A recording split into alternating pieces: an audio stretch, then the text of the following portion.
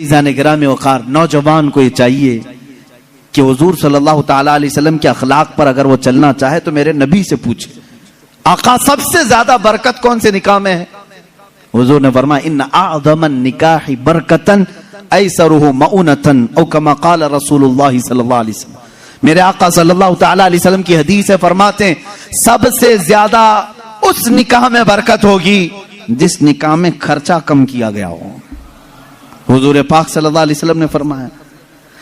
अब इसका मतलब कंजूसी नहीं, बखालत नहीं, जिसकी जितनी हैसियत है उस एतबार से करे, अपनी हैसियत से ज्यादा टांग भी ना फैलाए, और अल्लाह ताला ने नेमतें दी है तो बखालत भी ना करे, गुरबा और मसाकीन को खूब खिलाए। इसलिए कि अल्लाह के नबी सल्लल्लाहु ताला अलैहि वसल्लम के तकरीबन 11 निकाह, उसमें सब अलग अलग किस्म के हुए हैं।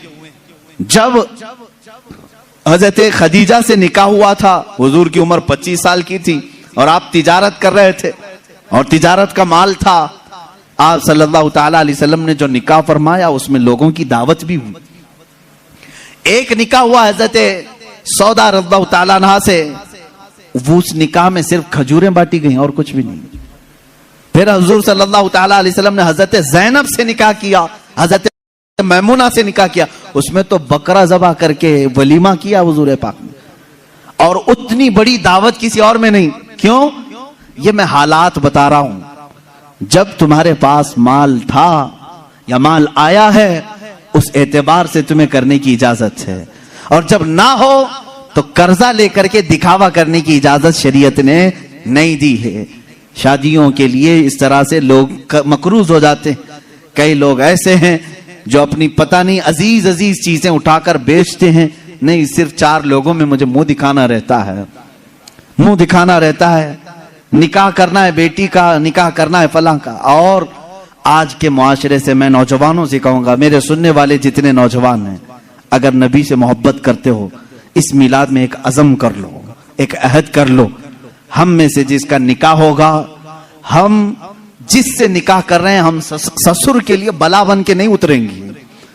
हाँ, आज बहुत सारे दामाद बला बन चुके हैं, बला हैं, वो वबा हैं, इसलिए कि बेटी एक बार दिया है और ये बीमारी जिंदगी भर की लगा लिया है।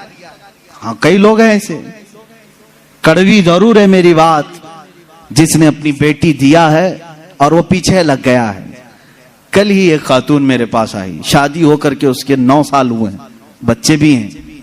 वो रोती हुई आई, कह रही है कि मेरी माँ, उसकी माँ बेवा है, उसके बाप का इंतकाल हो चुका था बरसों पहले, और बरसों पहले मेरे बाप की जो प्रॉपर्टी थी खानदानी, वो मेरी बेवा माँ को मिली है, वो कुछ लाख रुपए आ गए हैं।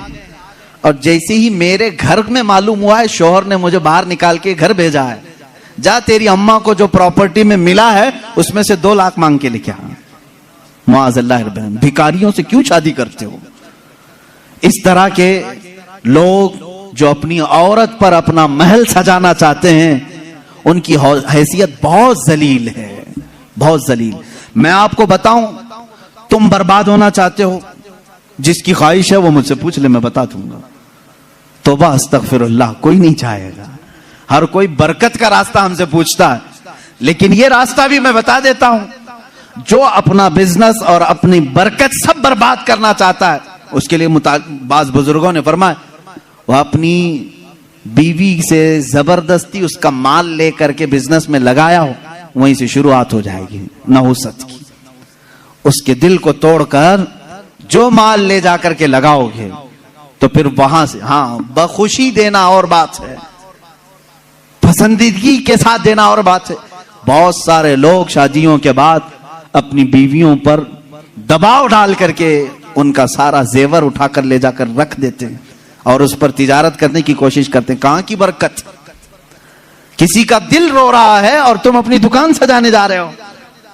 तुम्हें तो शादी इसलिए करने का हुक्म हुआ था, एक कमजोर मखलूक तेरे निकाह में आ रही है, तू कमा और उसे खिला। यहां उल्टा हो गया, उसी से तू कमाना चाह रहा है, ये उल्टा नहीं हो गया? बहुत सारे लोग ये इंतजार में रहते हैं, शादी होगी तो अभी मांगना क्या क्या है, कार मांगे कि बाइक मांगे और क्या क्या चीजें मांगे। उन भिखारियों से मैं कहता हूं कटोरा लो और गली गली घूमो, हर जगह जाओ, 1 साल में बहुत कुछ मिल जाएगा। और अगर तुम्हें शर्म आती है तो मेरे अजीजों, एक खातून से और उसके बाप से इस तरह के मुतालबे हरगिज ना करो। हाँ, मांगने के तरीके भी अलग अलग हैं। पहले खुलकर मांगते थे, बोलते थे ये चाहिए, लिस्ट आती थी, सारी लिस्ट आती है खातून के घर में, ससुराल। लेकिन अभी कुछ नहीं, हमारी कुछ भी ख्वाहिश नहीं है, एक अच्छी शादी करके भेजो, अच्छी शादी करो।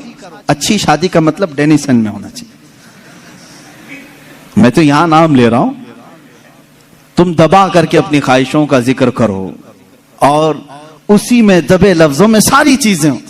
हमको कुछ मत देना, अपनी बेटी को ही जो कुछ भी देना है दे दो, हम उस पर नहीं कहेंगे। और बाप बेटी को जो जो दे बाद में ताना मारेंगे, क्या तेरा बाप इतना नाअहल है, तुझे एक वॉशिंग मशीन नहीं दिया, तुझे एक पलंग नहीं दिया, तुझे एक तिजोरी नहीं दिया, तुम तो कह रहे थे कुछ नहीं चाहिए। अजीजा ने गिरामी, ये भी तरीका भीख मांगने का ही है। भीख मांगने, ये जहेज की लानतों को खत्म करो। जो वो अपनी खुशी से ले आए वो उसका माल है, तुम्हारा नहीं। औरत जो अपने घर से लाती है वो उसका खुद का माल है, शोहर का नहीं, ना ससुराल का है। औरत जब तक चाहे उसे इस्तेमाल करे, वो इजाजत दे तो दूसरे इस्तेमाल करें। तुम शरीयत का मसला समझते हो? अगर उसकी इजाजत के बगैर किसी दूसरे ने इस्तेमाल किया उसके माल को, कल क़यामत के दिन उसकी पकड़ होगी, उसकी नेकियां जब्त की जाएंगी, तुम हुकूकुल इबाद में गिरफ्तार हो जाओगे। ये मसाइल हल्के नहीं हैं। इसलिए मेरे अजीजों, वो और होंगे। मुझे यहां मालूम है कि ये रिवाज क्यों आए, जानते हैं? यहां पर हिंदुओं के यहां ये माहौल है, जहेज की रस्म बहुत खतरनाक बला है उनके यहां। आज भी औरतें जलाई जाती हैं जहेज के नाम पर। बाज स्टेट ऐसे हैं आज वहां जहेज के नाम पर बहुत खतरनाक मामलात ससुराल वाले करते हैं। ये रस्म और रिवाज पहले से चली आई, जिसकी वजह से आप लोगों ने ये अडॉप्ट किया। वरना मैं कहता हूं नौजवानों को, अरब में जाओ, शादी करना मुश्किल हो जाएगा। हाँ, वहां पर तुम क्या मांगोगे? तुम्हें बाप एक फूटी कोड़ी भी नहीं देगा लड़की का, लड़की का बाप कुछ नहीं देगा, बल्कि प्लस लड़की तुमसे मांगती है 1 लाख रुपए मेहर में रख, तब मैं शादी के लिए तैयार होती। वहां औरतें मांगती हैं। सऊदी में तो आधा किलो पाव किलो सुन्ना मेहर में देना पड़ता है। बेचारे कितने नौजवान ऐसे कमाते कमाते मेहर की रकम 40 साल के हो जाते हैं। बाहर वहां अरब में आज भी ये रिवाज, औरत का हक है मांगना, मर्द क्या मांगेगा? यहां जो हमारा माशरा बदला है उसकी वजह हमारी सोहबत है, जो देख रहे हैं हम इधर उधर। ये सोहबत का असर है जो तुम्हारे यहां जहेज की लानत आ गई। इसे निकालो अपने हाथ से। और किसी भी औरत के घर उसके बाप पर बला बनकर के नाजिल ना हो। जब तुम बाप बनोगे तुम्हें पता चलेगा एक जिगर के टुकड़े को, बेटी को रुखसत करना कितना सख्त तरीन मामला होता है। मेरे अजीजों, जिन बच्चियों को हम अपने गोदों में पाले होते हैं, उन्हें बड़ी किए होते हैं, उन्हें पढ़ाए होते हैं, खिलाए होते हैं, हर ईद बकरीद पर उन्हें पहनाए होते हैं, इन नन्ही सी कलियों को जब बाप रुखसत करता है तो उसका कलेजा टूट जाता है। फिर तुम जानते नहीं, उसके घर से पूरी की पूरी जात लेकर के आ रहे हो, फिर उस पर प्लस तुम्हें और माल भी चाहिए, पैसे भी चाहिए। क्या ये रिवाज हमारे यहाँ नहीं है? रस्म करो तो लड़की के घर में, शादी करो तो लड़की के घर में। पूरे इस कार्यक्रम में सिर्फ वलीमा एक ही है जो मर्द के घर में होता है, बाकी क्या है? सब औरत के घर में करना है। बच्चा हो जाए चिल्ला उसके घर में। हाँ, जितने भी रस्म है, अरे शादी की तारीख फिक्स करनी है, तुम अपने घर में भी तो करा सकते थे, नहीं लड़की के घर में ही करेंगे जाके। जब जब जाएं पूरे खानदान को लेकर उतर जाएं, राशन खत्म हो जाए। ये बला नहीं है तो और क्या है? घर के किचन पर मुसीबत नाजिल होती है हर महीने 2 महीने में। ये इस तरह की हरकत किसी एक घर के साथ जो हो रही हैं,